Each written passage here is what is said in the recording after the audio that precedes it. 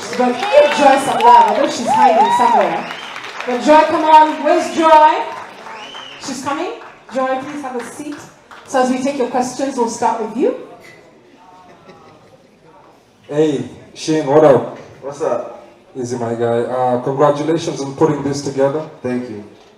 This has been an amazing experience so far.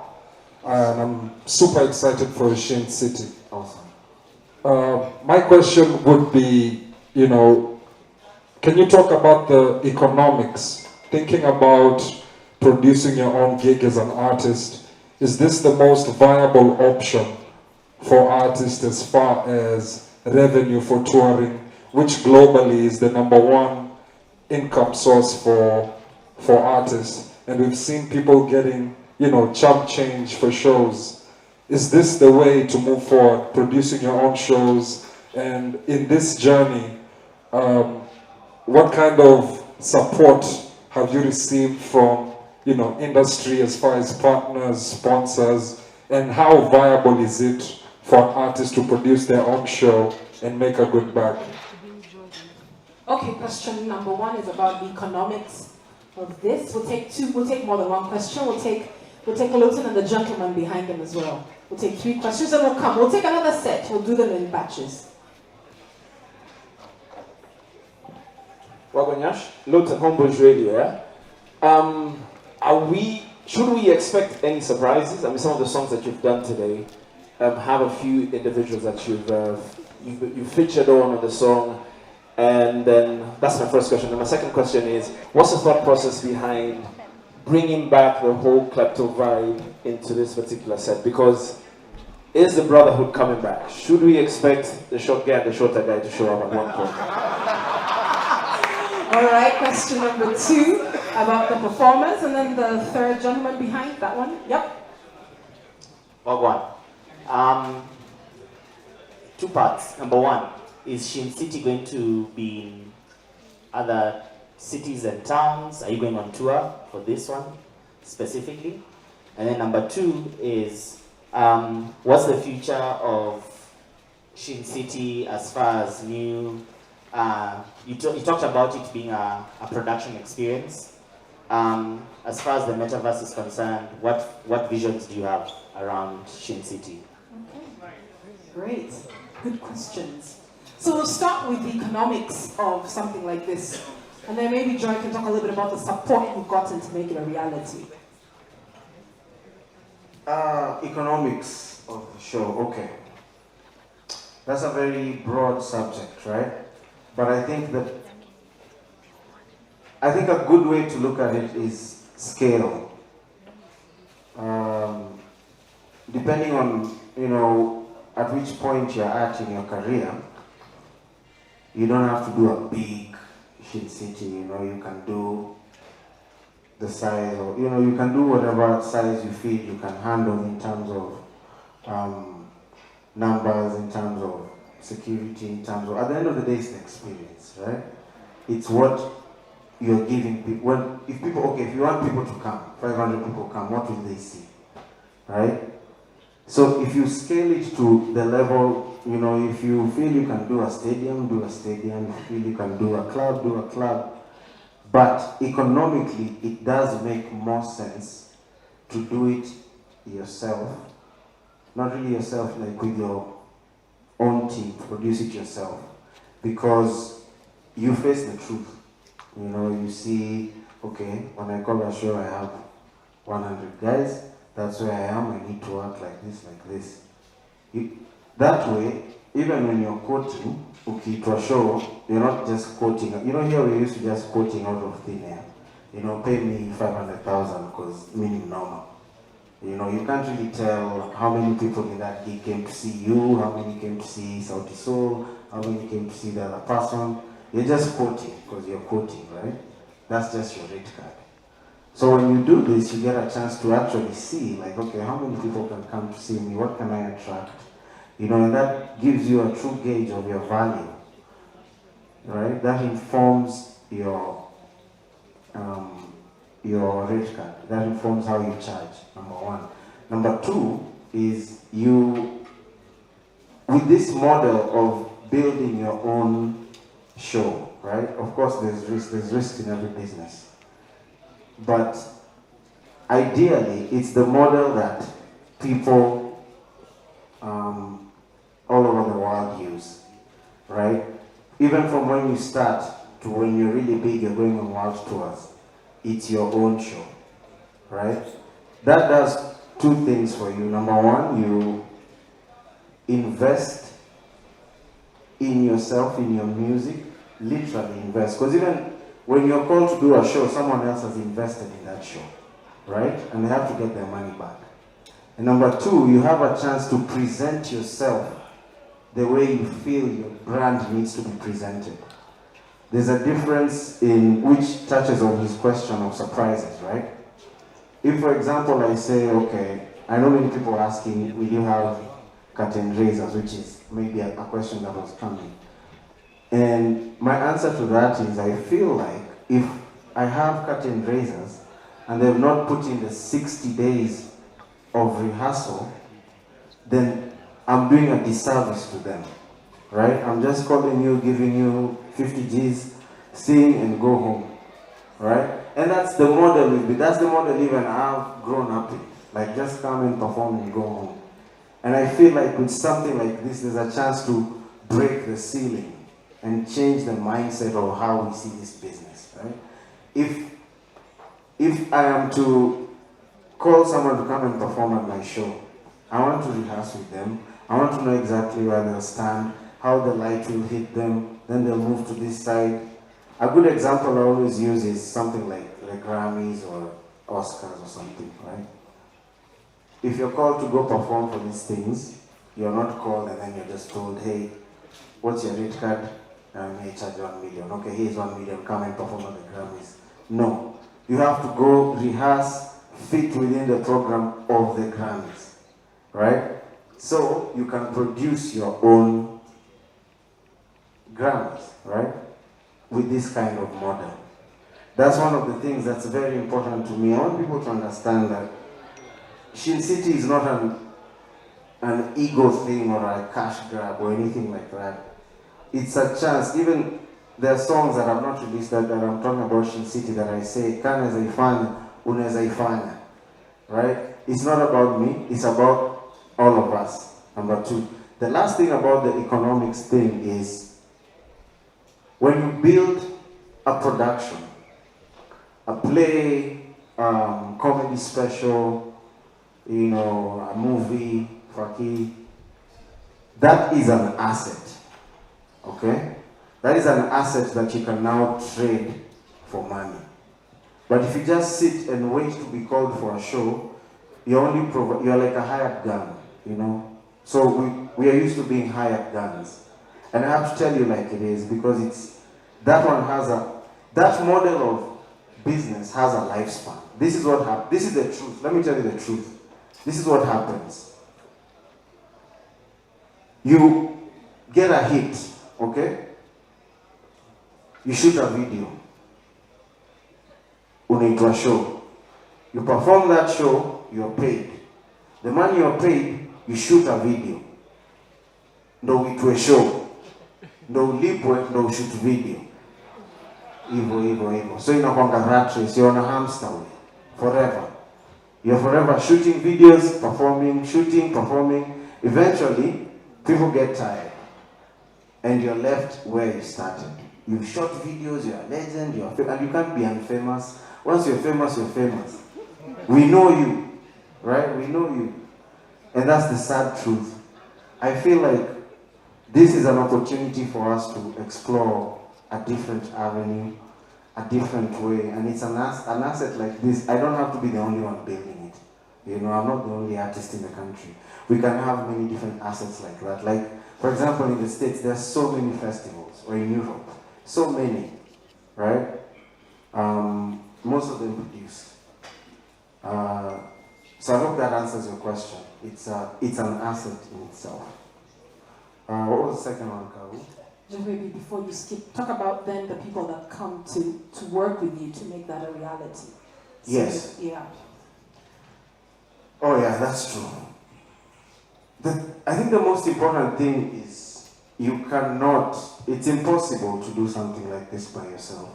You just can't. Even when you see, I don't know, Jay-Z going on, you guys are in the industry. When you see Jay-Z going on tour, it's probably Live Nation. And that's what Live Nation does. Like the whole day, even when you see the Super Bowl show, there are guys who they just work for Super Bowl. The whole year they're just doing Super Bowl, right? And what that does is, if you go for a show like that, and you go for a show that's not produced, you will see the difference. You will see the comfort level of the performer on this side, on this side. You see the different cues. If you're looking for cues, you'll see how sharp the cues are, etc. Yeah. Right? Maybe Joy can speak a little bit about some of the partners that have come. Yeah. Okay, so I'll start this way. The first time we thought of this concept, a lot of people thought we were mad. We were insane. It's, and let me say this, that Nyash was also tired of that hamster wheel. It's the same thing. We go for a show, we need to produce a video, we need to do this and this. So as a result, we went with a very draft concept, and I just want to thank the people who believed in our quote-unquote madness, which is our dream. And I know from EABL, and that is Johnny Walker and Tasker. Thank you so much. And that's because we went to them with ideas, with a vision. We didn't know what the end of this looks like.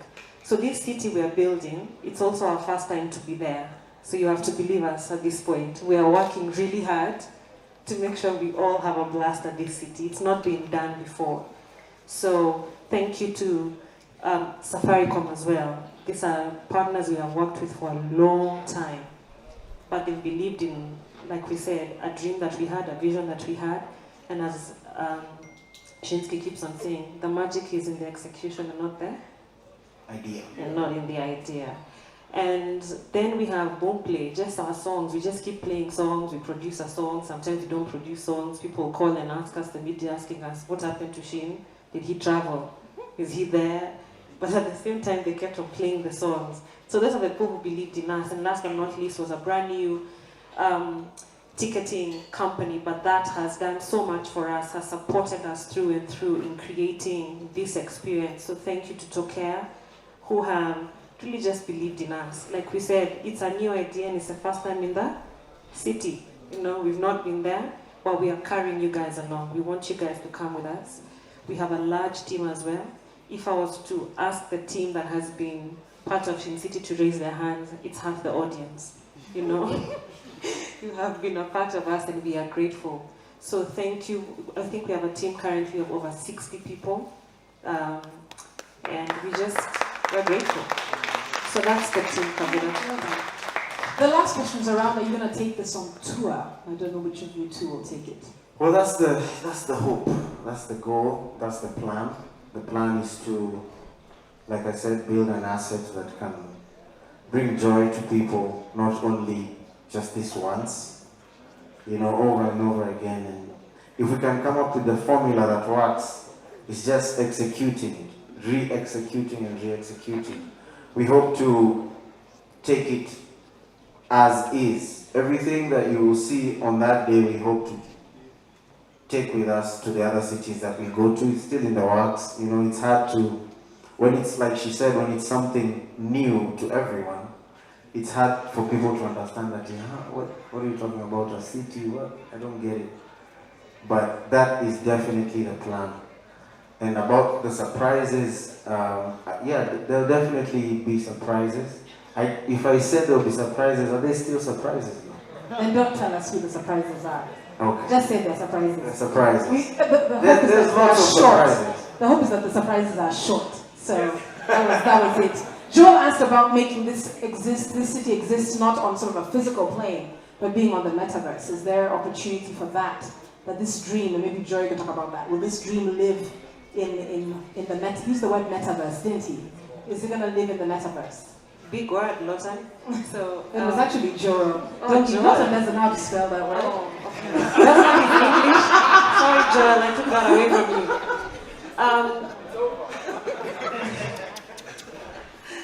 Is it going to exist there? at this point we are walking. At this point we are walking the journey. We're trying new things. Would love to be there. Would definitely look for opportunities for where else we can be. Would love to talk to people outside this room. We want to talk to the globe. So whatever opportunities that we do find to get there, we're happy to jump on them. Of course, with just nice strategic moves that also not just push Nyashinski as an artist, but what we're doing is opening up a new path for other people to be. So this is a walk of faith. Wherever we go, I think that's where we will be. Yeah. And I guess also she's saying if you have some ideas of how we can exist in a different plane, please Yeah. speak with her. Okay, I'm going to take 3 more. There's somebody back there. Is that the last one? Okay, we'll take you. The mic's coming to you. Anybody else after him who has a question? There's another one right there, 2. We'll take those 2 unless there's another, then the 3rd one. So there are 3 in a line there, Baraka. You see that? Yeah. Just raise your hand so he sees you. 1, 2, and then 3.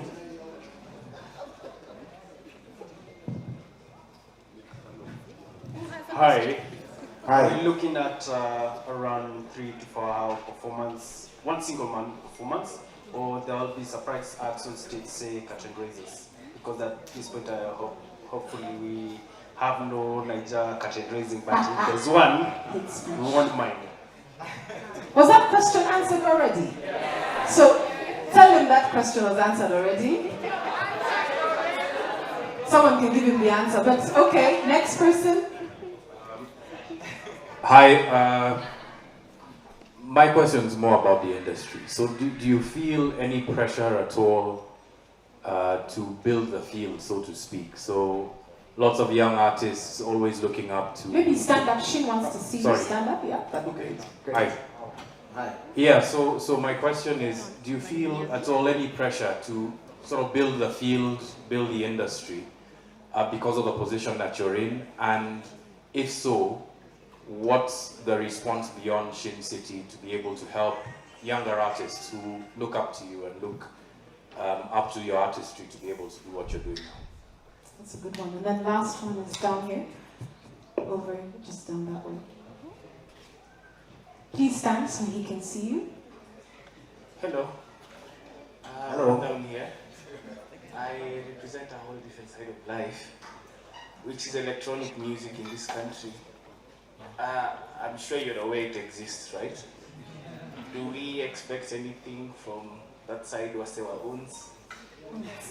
Like a Nyashinski version, like, I don't know, electronic music version of a Nyashinski song.